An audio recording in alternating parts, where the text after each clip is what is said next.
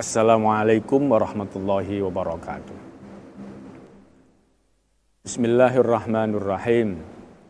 Alhamdulillahi rabbil alamin. Wabihi nasta'in ala umurid dunya waddin. Wal aqibatu lil muttaqin. Wala udwana illa ala dhalimin. Allahumma salli wa sallim wa barik ala sayyidina Muhammad wa ala alihi wa ashabihi ajma'in. Amma ba'du. Hadirin wal hadirat yang dimuliakan Allah Subhanahu wa taala. Bulan suci Ramadan adalah bulan yang orang tidak ada yang berbeda tentang keberkahannya. Karena secara jelas Allah telah menegaskan bahwa bulan suci Ramadan adalah bulan yang agung penuh barokah. Bulan yang setiap orang akan merasa menyesal kalau tidak memanfaatkannya, tidak mengisinya dengan amalan-amalan yang baik. Bulan suci Ramadan, bulan yang tempat orang untuk bekerja secara lebih produktif seharusnya. Bulan suci Ramadan tidak boleh jadi alasan untuk orang-orang berpangku tangan, berleha-leha, tanpa bekerja, tanpa beraktivitas yang produktif.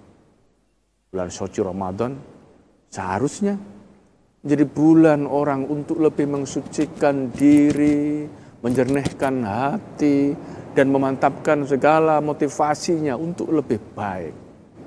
Tazkiyatun nafsi, membersihkan jiwa, adalah waktu yang tepat dilakukan di bulan suci Ramadan itu.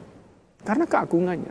Karena itu sangat wajar bila ada hadis Nabi yang mengatakan di bulan suci Ramadan itu adalah bulan yang dimana ganjaran pahala dilipat gandakan. Dosa-dosa diampuni. Malaikat-malaikat bertasbih mendoakan kita. Dan setan-setan iblis dibelenggu. Itu adalah hadis simbolik tentang saking agungnya bulan suci Ramadan. Tapi semuanya bergantung pada motivasi kita. Motivasi kita untuk mengisinya dengan aktivitas ibadah yang produktif dan berdaya guna. Hadirin wal hadirat, salah satu amalan yang harus dilakukan dan tidak boleh dilupakan oleh setiap umat Islam di bulan Ramadan khususnya adalah mengkaji, memahami, dan mengamalkan Al-Quran.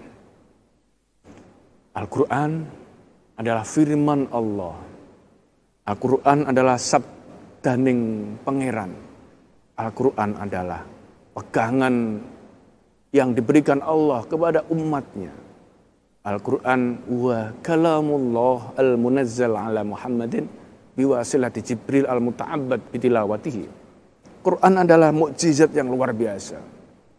Dia adalah kalamullah yang turun diberikan Allah melalui malaikat Jibril, diberikan kepada Muhammad, kanjeng Nabi kita yang tercinta, dan membacanya mendapatkan pahala.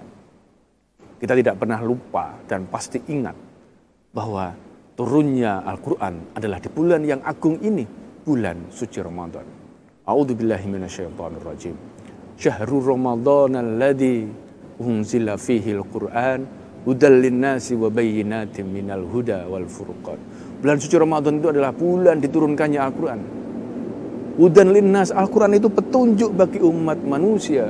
Petunjuk bagi manusia. Wa bayyinatin minal huda, dan penjelas untuk mengarahkan pada petunjuk. Dan juga pembeda kepada hak dan batil, kebenaran maupun kesalahan, maupun kedoliman. Itu adalah Al-Quran.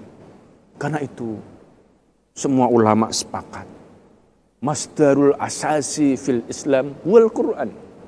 Referensi utama Al-Quran itu referensi utama yang ada di muka bumi ini untuk kehidupan manusia adalah Al-Quran. Al-Quran adalah inspirasi. Al-Quran adalah pedoman, rujukan yang apabila orang ingin mendapatkan hidayah dan selamat dunia akhirat, maka kembalilah, peganglah, ngajilah, bacalah, amalkan Al-Quran itu. Hadirin wal hadirat. Al-Quran sering disebut sebagai Ummul Kitab. Induknya kitab.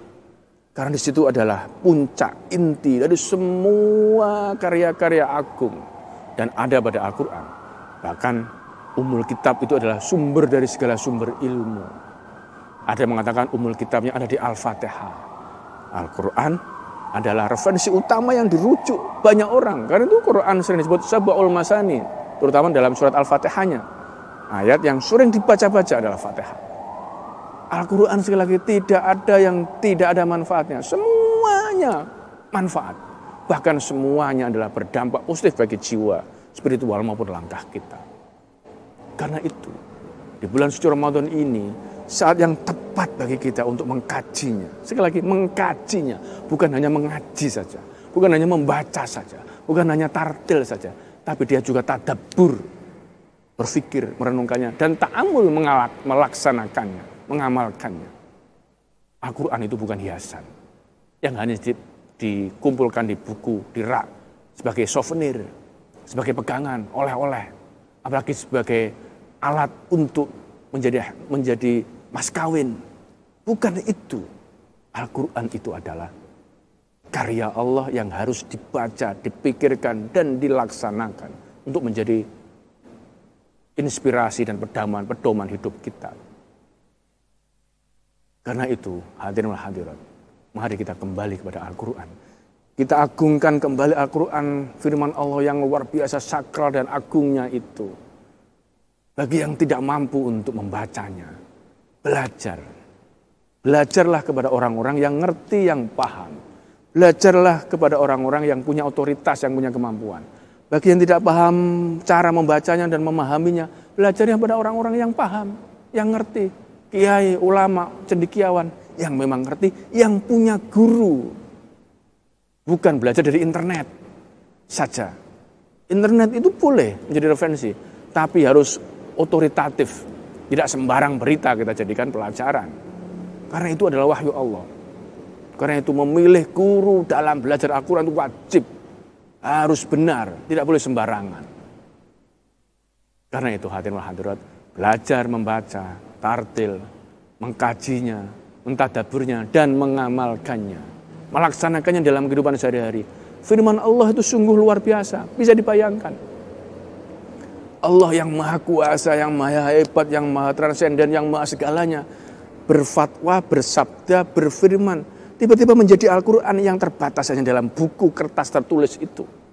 Tentu tidak gampang memahami kertas tertulis yang ada dalam Al-Quran itu tanpa mengetahui maknanya, sejarah turunnya, bahkan konstruksi bersama saat Nabi Muhammad hidup, sosok yang mendapatkan Al-Quran itu. Tidak sembarangan menafsirkan Al-Quran itu.